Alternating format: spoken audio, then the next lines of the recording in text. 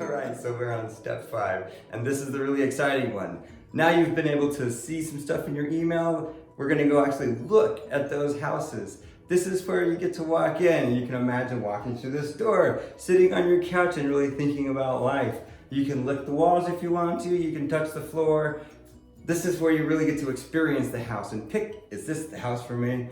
As we're going through, we're gonna see a lot of houses. We're gonna bring a checklist that has the criteria you set in step 1. As you go through the house, you're gonna mark down the checklist, you'll make some decisions, and as we walk out of the house, we'll have you score it.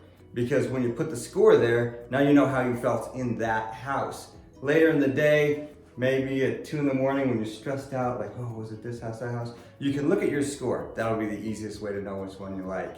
And then we'll move on to step 6.